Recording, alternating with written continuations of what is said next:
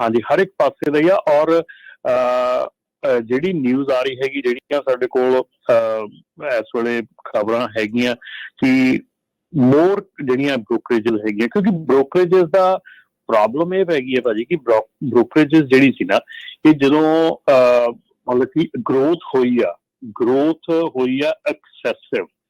ਮੈਂ ਇਹ ਹਮੇਸ਼ਾ ਤੋਂ ਗੱਲ ਕਰਦਾ ਆ ਰਿਹਾ ਕਿ ਐਕਸੈਸਿਵ ਗਰੋਥ ਜਿਹੜੀ ਆ ਉਹ ਗੁੱਡ ਨਹੀਂ ਹੁੰਦੀ। ਦੇਖੋ ਜਦੋਂ ਟੂ ਫਾਸਟ ਹੋ ਗਿਆ, ਹਾਂਜੀ, ਉਹ ਦੇਖੋ ਇਹਨਾਂ ਨੇ ਕੀ ਹੋਇਆ ਕਿ ਇਹਨਾਂ ਦੇ ਜਿਹੜੇ ਇਨਵੈਸਟਰਸ ਹੈਗੇ ਆ ਜਾਂ ਬੈਂਕਰਸ ਹੈਗੇ ਆ, ਸੋ ਦੇ ਪਿਕ ਅਪ ਦ ਮਨੀ, ਹੈ ਨਾ। ਤੇ ਮਨੀ ਜਿਹੜੀ ਸੀਗੀ ਉਹ ਜਿਹੜੀ ਇਨਵੈਸਟਰਸ ਕੋਲੋਂ, ਜਿੱਦਾਂ ਹੁਣ ਟਰੱਕਿੰਗ ਕੰਪਨੀ ਫੈਕਟਰਿੰਗ ਕਰਾਉਂਦੀ ਆ ਤੇ ਉਹ ਫੈਕਟਰਿੰਗ ਕਰਾ ਕੇ ਆਪਣਾ ਨਾ ਕੀ ਦਿੰਦੇ ਆ, ਉਧਰ ਦੂਜੇ ਬੰਨੇ ਉਹ ਆਪਣਾ ਕੰਮ ਕਰਦੀ ਆ, ਠੀਕ ਆ। ਬਿਲਕੁਲ ਵੀਕਲੀ ਬੇਸਿਸ ਦੇ ਉੱਤੇ ਕੰਮ ਹੁੰਦਾ ਆ, ਠੀਕ ਹੈ ਨਾ। ਤੇ ਜੇ ਉਹਨਾਂ ਦਾ ਕੰਮ ਡਾਊਨ ਜਾਣ ਲੱਗਦਾ ਤਾਂ ਵੀਕਲੀ ਬੇਸਿਸ ਨੂੰ ਪਤਾ ਲੱਗ ਜਾਂਦਾ ਕਿ ਭਾਈ ਮੈਂ ਨੈਗੇਟਿਵ ਹੋ ਰਿਹਾ ਜਾਂ ਮੇਰੀ ਪ੍ਰੋਬਲਮ ਆ ਰਹੀ ਹੈ। ਇਹ ਜਿਹੜੀਆਂ ਕੰਪਨੀਆਂ ਹੈਗੀਆਂ, ਇਹਨਾਂ ਦੇ ਕੋਲ ਫੈਕਟਰਿੰਗ, ਇਹਨਾਂ ਦੀ ਜਿਹੜੀ ਆਪਣੀ ਜਿਹੜੇ ਇਹਨਾਂ ਦੇ ਰੈਵਨਿਊ ਹੈਗਾ ਆ, ਜਾਂ ਜਿਹੜਾ ਇਹਨਾਂ ਦੀ ਜਿਹੜੀ ਇਨਵੋਇਸਿੰਗ ਹੈਗੀ ਆ, ਜਦੋਂ ਉਹਦੇ ਅਗੇਂਸਟ ਤੇ ਲੋਨ ਲੈਣਾ ਸ਼ੁਰੂ ਕਰ ਦਿੰਦੇ ਟੂ ਗਰੋਥ, ਕਿਉਂਕਿ ਇੰਨੀ ਜ਼ਿਆਦਾ ਹੋ ਰਹੀ ਸੀਗੀ। ਸੋ ਇਹਨਾਂ ਨੇ ਮਨੀ ਉਹਦੇ ਅਗੇਂਸਟ ਲੈਣੀ, ਆਪਣੇ ਰਿਸੀਵੇਬਲ ਦੇ ਅਗੇਂਸਟ ਮਨੀ ਲੈਣੀ ਸ਼ੁਰੂ ਕਰ ਦਿੱਤੀ। ਹੁਣ ਰਿਸੀਵੇਬਲ ਜਿਹੜੇ ਸੀਗੇ ਉਹ ਜਦੋਂ ਤਾਂ 10,000 ਦਾ ਲੋਡ ਸੀਗਾ, 12,000 ਦਾ ਲੋਡ ਸੀ, ਉਹ ਰਿਸੀਵੇਬਲ ਵੱਡੇ ਸੀਗੇ, ਲੋਨ ਵੱਡੇ ਹੋ ਗਏ। ਹੁਣ ਇੱਕਦਮ ਜਿਹੜੇ ਸੀਗੇ ਲੋਡਸ ਘਟ ਗਏ, ਰੇਟ ਘਟ ਗਏ, ਠੀਕ ਆ। ਲੌਂਗੈਸਟ ਟਾਈਮ ਲਈ ਆਪਣੇ ਰੇਟ ਜਿਹੜੇ ਆ, ਕੰਟਰੈਕਟ ਰੇਟ ਜਿਹੜੇ ਆ, ਉਹ ਥੱਲੇ ਰਹੇ ਆ।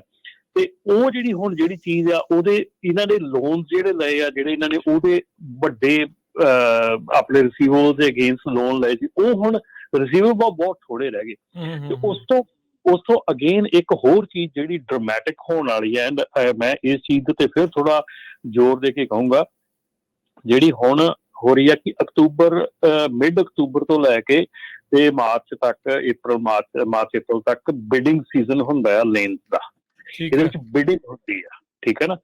ਹੁਣ ਬਹੁਤ ਜ਼ਿਆਦਾ ਜਿਹੜੇ ਬ੍ਰੋਕਰਸ ਆ, ਬਹੁਤ ਜ਼ਿਆਦਾ ਜਿਹੜੇ ਲੋਕੀ ਆ, ਉਹ ਇੱਥੇ ਬਹੁਤ ਸਕੇਅਰਡ ਹੈਗੇ ਆ ਕਿ ਕਿਉਂਕਿ ਇਸ ਵੇਲੇ ਫਰੇਟ ਦਾ ਰੇਟ ਇੰਨਾ ਥੱਲੇ ਆ, ਔਰ ਬਿਡਿੰਗ ਜਿਹੜੀ ਆ ਉਹ ਜੇ ਇੰਨੀ ਥੱਲੇ ਹੋ ਗਈ ਤੇ ਜਦੋਂ ਇਹ ਜਾ ਕੇ ਮਾਰਚ ਅਪ੍ਰੈਲ ਦੇ ਵਿੱਚ ਉੱਠਣਾ ਕੰਮ, ਅਗਲੇ ਸਾਰੇ ਸਾਲ ਦੇ ਲਈ ਉਹਨੇ ਉਸ ਬਿਡ 'ਚ ਸਟੱਕ ਰਹਿਣਾ।